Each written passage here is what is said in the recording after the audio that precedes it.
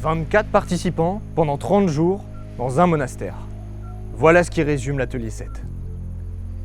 Tout au long de ce mois de juillet 2021, chacun a pu expérimenter de nouvelles choses, rencontrer de nouvelles personnes et surtout apprendre des autres. Mais parfois, ça n'a pas été aussi simple que ça. Quand on dit oui à un projet et qu'on doit refuser ces 3 prochains jours de sommeil, ça peut être délicat. Mais c'est ce qu'on appelle l'amour du cinéma. Je vous propose, pour cet épisode spécial, de replonger avec moi dans l'organisation de l'atelier 7. Vous verrez que de la gestion du magasin jusqu'à la cuisine réalisée par nos chefs étoilés, tout le monde a eu un rôle à jouer. Alors, installez-vous confortablement et bienvenue dans Backstage.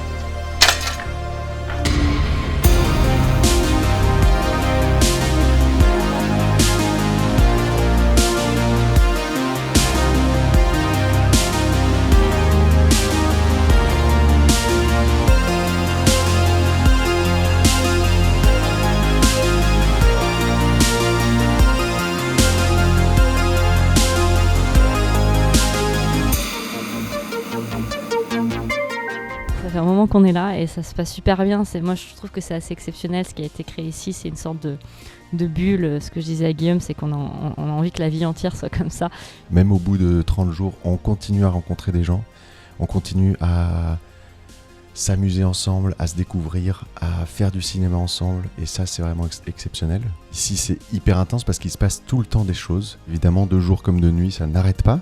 On a cette espèce de poudlard du cinéma où on est tous là, il y a du matériel, on peut tourner jour et nuit, on peut écrire, on peut réfléchir, on peut rêver. Donc moi je trouve ça super.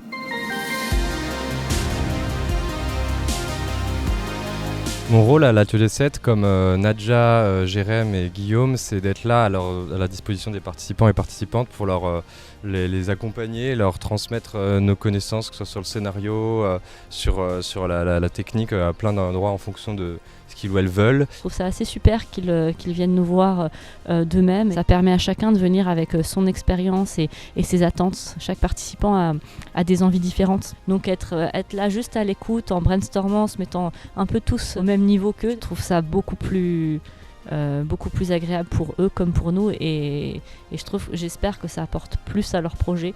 Et par exemple moi les connaissances que j'ai pu leur transmettre, un truc que j'ai appris, c'était que si on enlève ça par exemple,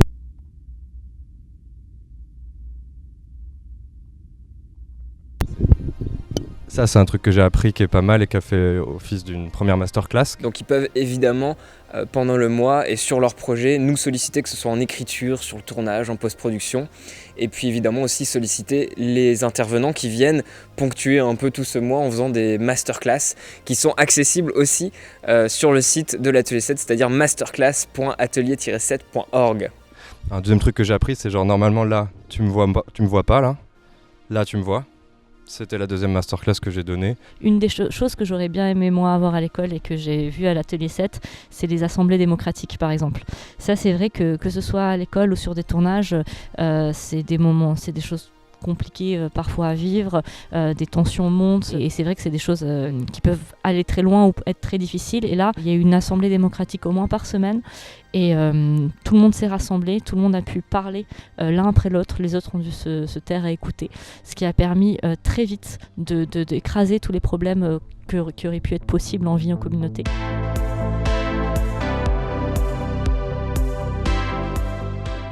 Salut, bienvenue au magasin de la session 2021 de l'Atelier 7. Donc c'est ici qu'on stocke tout le matériel qui sert aux participants pour faire leur film de cinéma. Et donc ce matériel il nous est prêté par plusieurs partenaires. On a les loueurs SOS Ciné et Dinosaur, mais aussi les marques Blackmagic, MSI, Xin, Zhiyun et Nikon. Donc tout ce matériel est stocké dans les placards, donc je vais vous en présenter quelques-uns. On a vraiment du matériel Alors concrètement, comment ça se passe lorsqu'un participant souhaite réserver du matériel ? C'est très simple, il a un formulaire à sa disposition qu'il peut remplir, ou alors il peut venir directement ici si jamais il a besoin de conseils. Ensuite, nous on reçoit tout sur un petit formulaire, on traite la commande et on la met à disposition dans des des salles de préparation de commandes. Et une fois que leur tournage est fini, même procédé, ils les remettent dans ces salles et nous on fait leur retour de matériel.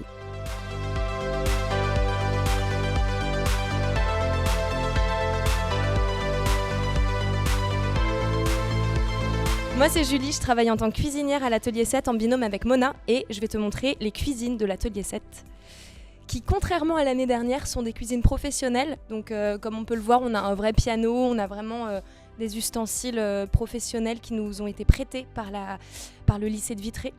On a tous les jours de l'aide en cuisine. On a 3 participants le matin et 3 l'après-midi pour nous aider à la préparation des repas et surtout à la plonge. Et on fait une alimentation exclusivement végane, c'est-à-dire qu'il n'y a aucun produit d'origine animale, que ce soit de la viande, du poisson, mais aussi des produits laitiers, des œufs, du miel, etc. Qu'est-ce qu'on a fait par exemple ce mois-ci ? On a fait des lasagnes qui ont un gros succès, beaucoup de gâteaux aussi qui ont eu encore plus de succès.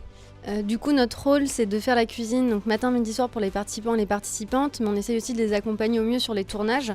Ils peuvent nous écrire par exemple, s'ils partent en tournage une journée, on leur donne de quoi se préparer des sandwichs. On a aussi des barres de céréales un peu pour leur redonner de l'énergie quand ils ont besoin. On essaye d'être un peu partout et de répondre au mieux aux besoins qu'ils peuvent avoir tout au long de ce mois. Je crois que ça peut se voir sur mon visage, mais la fatigue se fait sentir très lourdement quand même. Même si cette année, à la différence de l'an dernier, on était 2 en cuisine et donc ça c'était un luxe énorme. Donc voilà, c'est un mélange d'excitation de c'est le dernier repas, enfin l'un des derniers repas, et d'un autre côté une grosse tristesse de quitter cet endroit et de quitter tous ces gens incroyables.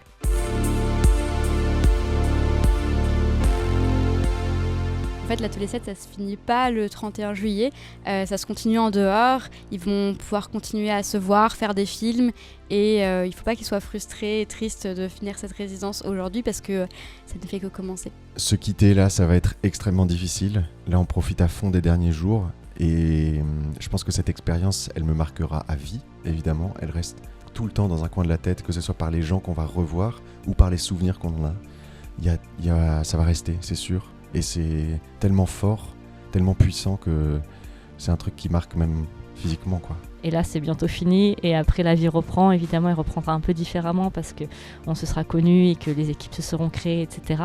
Mais je pense que la plupart des gens essayent de garder un peu de cette énergie pour la redispatcher et avoir un projet, un but, une envie pour juste après. Ça aide. Donc moi, ça m'est arrivé de travailler même sur des projets de long métrage avec certains participants. On ne sait pas s'ils se feront ou pas.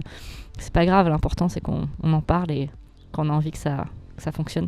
Finalement, l'Atelier 7, c'est eux qui l'ont fait, dans le sens où nous, on apporte juste un support technique et logistique, mais en fait, c'est eux qui créent la résidence, et du coup, en fait, ils peuvent le reproduire à l'extérieur sans nous, parce que finalement, la force, la plus grosse partie du truc, c'est eux qui le font, et du coup, ils peuvent le faire partout du moment qu'ils sont ensemble. La résidence va pas se terminer à la fin du mois. Déjà pour les participants qui vont, on espère continuer de faire des projets ensemble, mais de ce qu'on voit de l'année dernière, ça fonctionne, donc on est très contents. Et l'objectif évidemment, c'est de continuer de faire des sessions d'1 mois, tous les mois de juillet ou peut-être d'autres mois, on verra. Et puis dans un second temps, si on arrive à trouver un lieu qui nous permettrait de faire une réelle école démocratique à l'année, ça serait le rêve de pouvoir expérimenter ça. Ouais. Rien ne sert de courir, il faut partir à point. Jean-Claude Van Damme. Comme vous avez pu le voir dans les précédentes vidéos, tout le monde a donné son maximum pour réaliser la meilleure session de l'Atelier 7 possible. Alors certes, ce mois de juillet 2021 a été très intense, voire même parfois très riche en émotions pour certaines personnes. N'oublions pas qu'en arrivant, les 24 participants n'avaient qu'un seul but en tête, faire des films. Mais ce qu'ils ont créé ensemble est encore plus impressionnant. Ce qu'ils ont créé s'appelle une famille. La famille de l'Atelier 7. Au nom de toute l'équipe, de ma mère bien-aimée et de moi-même, j'aimerais remercier toutes les personnes qui ont eu un impact de près ou de loin sur cette session. Que ce soit les participants eux-mêmes, les intervenants pour les masterclass, ou encore les partenaires qui nous soutiennent depuis le début de cette aventure.